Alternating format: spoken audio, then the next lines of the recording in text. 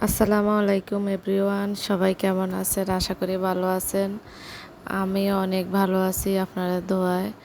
আজকে আপনাদের মাঝে নিয়ে আসলাম আর একটি নতুন ভিডিও নিয়ে।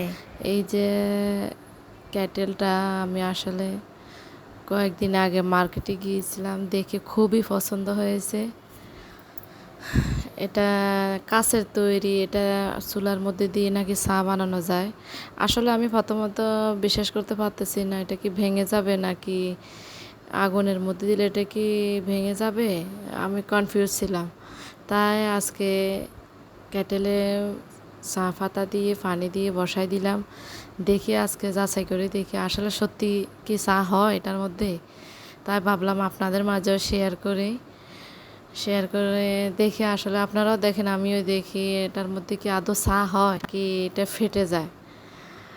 তো দেখতে দেখতে আমি চুলা জ্বালিয়ে দিলাম আর বসাই দিলাম। আস্তে আস্তে চা বলক উঠতেছে, দেখতেছি এখন পর্যন্ত কেটেল ভালো আছে, কিছু হয় নাই।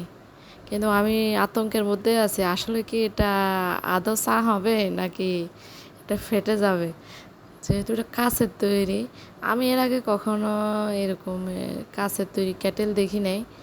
হয়তো অনেকে দেখছে, আমি দেখি নাই। আর এখন আমি মার্কেটে দেখি, কিন্তু আমার কাছে জিনিসটা অনেক ভালো লাগছে, সেই জন্য আমি নিয়েছি। ওনারা বলছে এটা মানে আগুনে দেওয়া যায়, চা বানানো যায়, কিন্তু আমি বিশ্বাস করেও করি নাই, আবার কনফিউজ ছিলাম। এখন নিজে ট্রাই করে দেখতেছি আর আমি বসে আছি যে আসলে দেখি হয় কি না চা। এই যে দেখতেছেন চা অলরেডি বলক চলে আসছে হচ্ছে। আমার কাছে তো অনেক খুশি লাগতেছে যে হ্যাঁ আদৌ কেটেলটা ভালো আছে, কেটেলের কিছু হয় নাই। দেখি চা হয় কি না। চা হচ্ছে। আর এরই মাঝে তিহান এখনও ঘুমাচ্ছে, তিহানের জন্য আমি নাস্তা বানাইতেছি, নাস্তা বানাইয়ে ওকে উঠাবো। পিঠা বানাইছি, এখন চা বানাইতেছি। তিহান আবার চা পিঠা এগুলো খুব পছন্দ করে অন্য অন্য নাস্তা থেকে, সেই জন্য ওর জন্য আমি বানাই রাখতেছি। বানাইয়ে এরপর ওকে উঠাবো ঘুম থেকে। আর আমি দাঁড়িয়ে আছি, দেখি আমার চা হচ্ছে কিনা। এখন পর্যন্ত আমার ক্যাটেলটা ভালো আছে। আশা করা যায় যে ক্যাটেল কিছু হবে না, মনে এতক্ষণে যেহেতু কিছু হয় নাই, আর বাকি সময় হবে না মনে হচ্ছে। তারপরেও আপনারাও দেখেন, আমিও দেখি শেষ পর্যন্ত কি হয়। আদৌ কি চা বানিয়ে খেতে পারবো নাকি এখানে ক্যাটেল ফেটে সব তছনছ হয়ে যাবে, আল্লাহ ভালো জানে। ক্যাটেলটা কিন্তু দেখতে ভীষণ সুন্দর। এটার মধ্যে চাও বানানো যায়, আবার ছাঁকনি দিয়ে ছাঁকার কোনো ঝামেলা নেই। ভিতরে একটা ছাঁকনি আছে, ওখানে চা পাতা দিলে অটোমেটিক ওখান থেকে কালার বের হয়ে চা হয়ে যায়। আবার এখান থেকে দুধ চিনি মিক্স করে চা বানানো যায়, আবার নতুন করে ছাঁকা লাগে না, চাকনির ঝামেলা নেই। আর দেখতে খুবই সুন্দর। আমার কাছে তো ভীষণ ভালো লাগছে। আপনাদের কাছে কেমন লাগছে অবশ্যই কমেন্টস করে জানাবেন।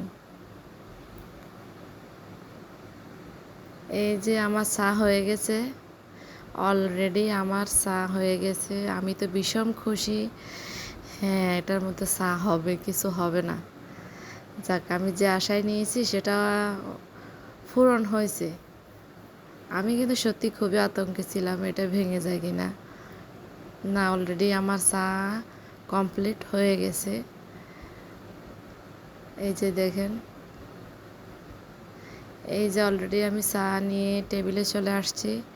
এবার দেখুন আমি আস্তে আস্তে কীভাবে চা বানাই। এই যে এখানে আমি পিঠা বানিয়ে রাখছি, হটপটের মধ্যে পিঠা বানিয়ে রাখছি, কারণ তিহান এখনও ঘুমাচ্ছে, তিহানের আব্বুও ঘুমাচ্ছে, ওরা উঠলে নাস্তা খাবে সেই জন্য। আর হটপটে রাখলে তো পিঠা গরম থাকবে। এই যে আমি এই যে দেখুন চাকনিটা উঠাই নিছি। এখন আমি আস্তে আস্তে চিনি দুধ মিশাবো এটার মধ্যে। এই যে দেখেন, কোনো মানে একই পাত্রে আপনি চাও রান্না করতে পারবেন, আবার চা মিক্স করে সার্ভও করতে পারবেন। সত্যি ভীষণ সুন্দর, সত্যি ভীষণ সুন্দর, আমার তো বেশ ভালো লাগছে। এই যে দেখেন আমি আস্তে আস্তে, এই যে চা বানানো শেষ। এখন আমি কাপে ডালতেছি। এই যে দেখেন চা কিরকম হয়েছে। সত্যি ভীষণ সুন্দর, সত্যি ভীষণ সুন্দর। এবার যে চা সার্ভ করছি, এই যে দেখেন এরই মধ্যে তিহান অলরেডি ঘুম থেকে উঠে গেছে। ওর আব্বু তিহান আবার ওর আব্বুর হাতে খেতে পছন্দ করে। শুক্রবার দিন যখন তিহানের আব্বু বাসায় থাকে, ওকে ওর আব্বু খাওয়াই দেয়। এই যে দেখেন ওর আব্বু ওকে চা নিয়ে বসছে চা খাওয়ানোর জন্য, ও খাচ্ছে। তিহান কিন্তু এই পিঠাটা অনেক পছন্দ করে। এই যে দেখেন চা দিয়ে পিঠা তিহান অনেক পছন্দ করে। এই যে দেখেন তিহান বলতেছে নাইস হয়েছে, ভালো হয়েছে।